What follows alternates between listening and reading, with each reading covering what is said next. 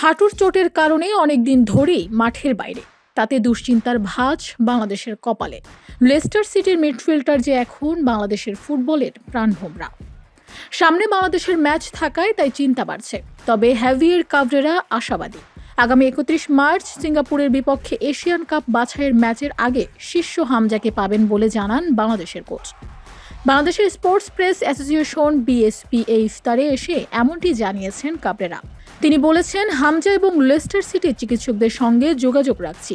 আমরা ইতিবাচক, আশা করি ওর রিকভারি খুব ভালোভাবেই হবে। গত পরশু সমিতির সঙ্গেও কথা হয়েছে, শীঘ্রই সে ক্যাম্পে যোগ দিতে উন্মুখ হয়ে আছে। আমরা তাকে ঢাকার ক্যাম্পেই পাওয়ার চেষ্টা করব। সে পুরোপুরি ফিট আছে। হামজার পুরোপুরি সুস্থ হতে 6 থেকে 8 সপ্তাহ লাগতে পারে বলে জানা গেছে। কাবরেরা আশা করেছেন ম্যাচের মাঝামাঝি তাকে পাবেন। বাংলাদেশের কোচ বলেছেন, আমরা ধাপে ধাপে এগোচ্ছি। জানা মতে মার্চের মাঝামাঝি তার মাঠে ফেরার কথা। সেই অনুযায়ী আমরা ঠিক করব সে কবে ক্যাম্পে যোগ দেবে। সবকিছু ঠিক থাকলে সে ইতিবাচক আছে এবং আমরাও আশাবাদী যে অন্তত সিঙ্গাপুরের বিপক্ষে ম্যাচে তাকে পাওয়া যাবে।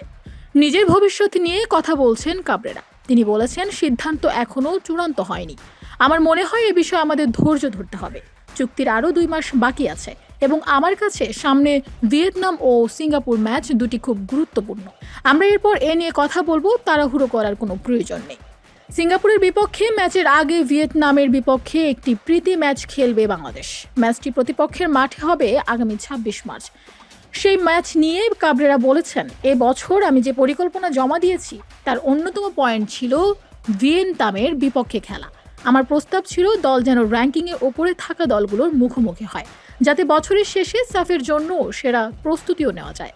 আমি বিশ্বাস করি র্যাঙ্কিংয়ের 108তম দল ভিয়েতনাম আমাদের জন্য ভালো প্রতিপক্ষ এবং ভালো চ্যালেঞ্জ হবে।